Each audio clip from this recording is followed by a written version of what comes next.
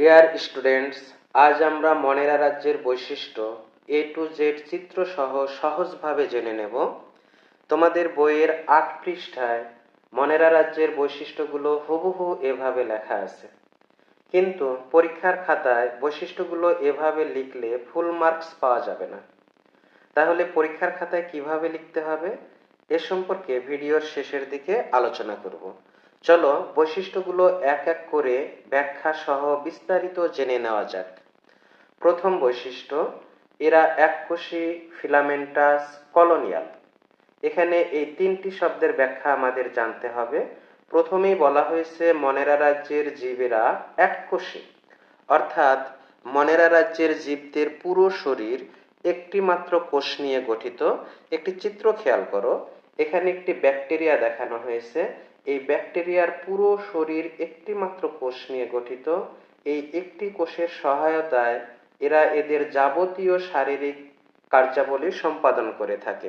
তোমরা জানো মানুষের পুরো শরীরে ৩০ ট্রিলিয়ন কোষ রয়েছে, কিন্তু এই মনেরা রাজ্যের জীবদের পুরো শরীরে মাত্র একটি কোষ থাকে, এই জন্য এদেরকে এককোষী বলা হয়। দ্বিতীয়ত এদের বলা হয়েছে ফিলামেন্টাস। এখানে এই ফিলা শব্দটির অর্থ হচ্ছে সুতা, অর্থাৎ মনেরা রাজ্যের জীবদের দেহ সুতার মতো হওয়ায় এদেরকে ফিলামেন্টাস বলা হয়েছে। দ্বিতীয় চিত্রটি খেয়াল করো, এখানে কিছু নষ্টক দেখতে পাচ্ছ। একটি নষ্টকের পুরো শরীর খেয়াল করো, এখান থেকে শুরু করে একদম শেষ পর্যন্ত পুরো শরীরটি সুতার মতো, এই জন্য এদেরকে বলা হয়েছে ফিলামেন্টাস। তৃতীয়ত এদেরকে বলা হয়েছে কলোনিয়াল। কলোনি বলতে সুনির্দিষ্ট একটি স্থানকে বোঝানো হয় যেখানে অনেকগুলো জীব মিলেমিশে একত্রে বসবাস করে। তোমরা মানুষের এরকম কিছু কলোনির কথা শুনে থাকবে। তো এখানে এই মনেরা রাজ্যের জীবদেরকে কেন কলোনিয়াল বলা হয়েছে, কারণ মনেরা রাজ্যের জীবেরা একসাথে মিলেমিশে দলবদ্ধভাবে একটি সুনির্দিষ্ট স্থানে বাস করে। তৃতীয় চিত্রটি খেয়াল করো, কিছু ব্যাকটেরিয়া এখানে দেখানো হয়েছে।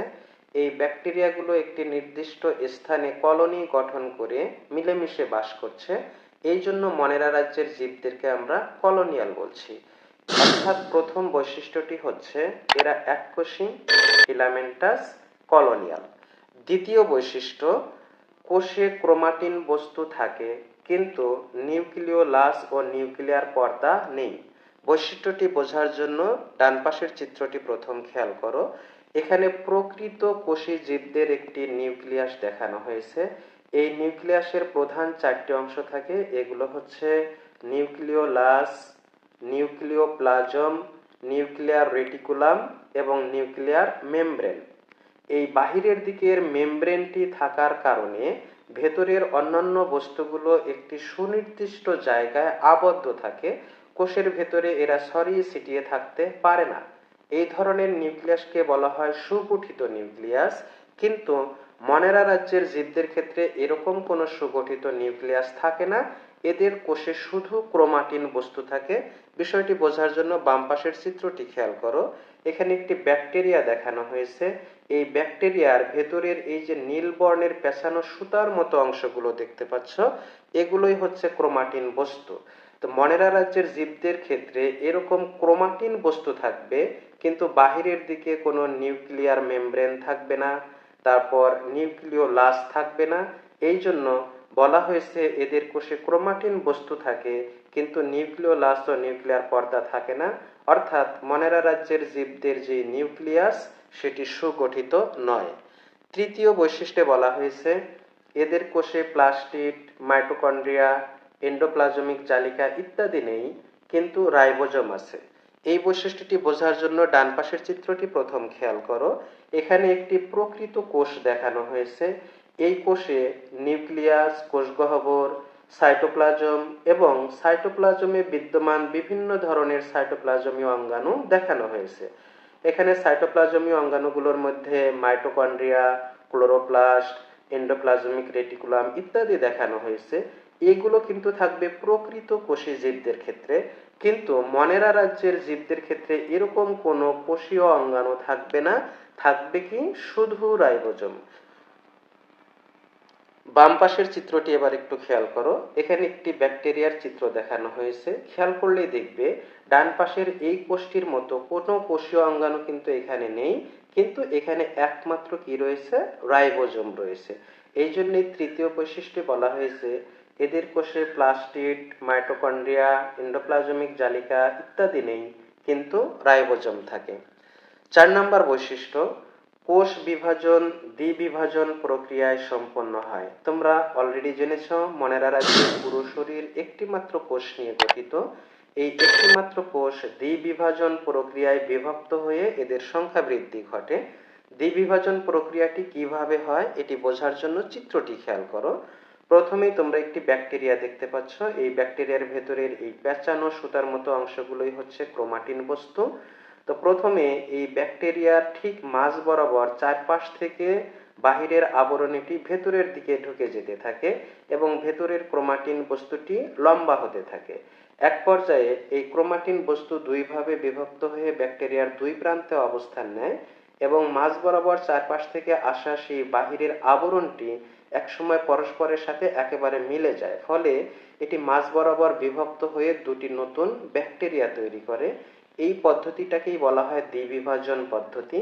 এই দ্বিবিভাজন প্রক্রিয়ার মাধ্যমে মনেরা রাজ্যের জীবদের কোষ বিভাজন ঘটে, সংখ্যা বৃদ্ধি ঘটে। 5 নম্বর বৈশিষ্ট্য, প্রধানত শ্বসন পদ্ধতিতে খাদ্য গ্রহণ করে, তবে কেউ কেউ সালোক সংশ্লেষণ পদ্ধতিতে খাদ্য প্রস্তুত করে। অর্থাৎ মনেরা রাজ্যের জীবদের ক্ষেত্রে খাদ্য গ্রহণের দুটি পদ্ধতি রয়েছে, একটি হচ্ছে শোষণ, অপরটি হচ্ছে সালোক সংশ্লেষণ।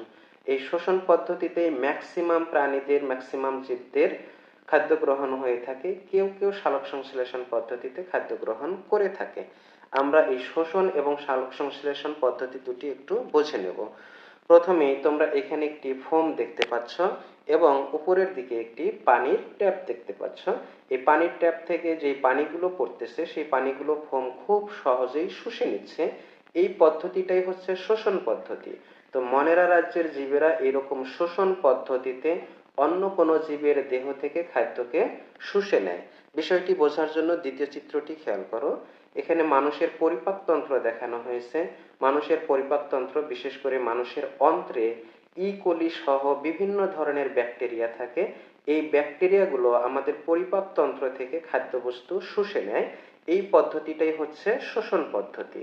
দ্বিতীয় পদ্ধতিটি হচ্ছে সালোক সংশ্লেষণ। সালোক সংশ্লেষণ পদ্ধতিতে মনেরা রাজ্যের কিছু কিছু জীব নিজের খাদ্য নিজেই তৈরি করে নেয়। এক্ষেত্রে এরা কার্বন ডাইঅক্সাইড এবং পানি সহযোগে সূর্যালোকের সহায়তায় নিজের খাদ্য নিজেরাই প্রস্তুত করে নিতে পারে। চলো এবার জেনে নেওয়া যাক পরীক্ষার খাতায় তোমরা কিভাবে লিখবে।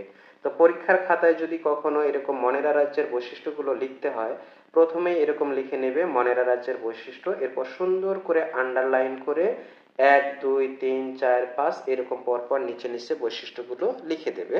এখানে বৈশিষ্ট্যগুলো আমি লিখে দিয়েছি, তোমরা চাইলে স্ক্রিনশট দিয়ে এটা লিখে নিতে পারো পরবর্তীতে। হুবহু এভাবে যদি পরীক্ষার খাতায় লেখো তাহলে 1 মার্কও তোমাদের কাটার সুযোগ নেই, ফুল মার্ক পাওয়া সম্ভব। মনেরা রাজ্যের বৈশিষ্ট্যগুলো খুব সহজে মনে রাখার জন্য একটি টেকনিক রয়েছে। টেকনিকটি চলো জেনে নেই। টেকনিকটি হচ্ছে, মনেরা এক ফালতু মেয়ে, কলোনিতে পর্দা করে না, নাই কোনো ভালো গুণ, আছে শুধু রাগ, পুরাই ডাবল স্ট্যান্ডার্ড। এই শর্ট টেকনিকটির ব্যাখ্যা শর্ট ভিডিওতে দেওয়া আছে। আমার চ্যানেলটি ঘুরে আসো, এখানে তোমরা এই ভিডিওটি পেয়ে যাবে, অথবা এই ভিডিওর ডেসক্রিপশন বক্সে লিংক দেওয়া থাকবে, সেখান থেকেও দেখে নিতে পারো। আজকের মতো এ পর্যন্তই, সবাইকে ধন্যবাদ।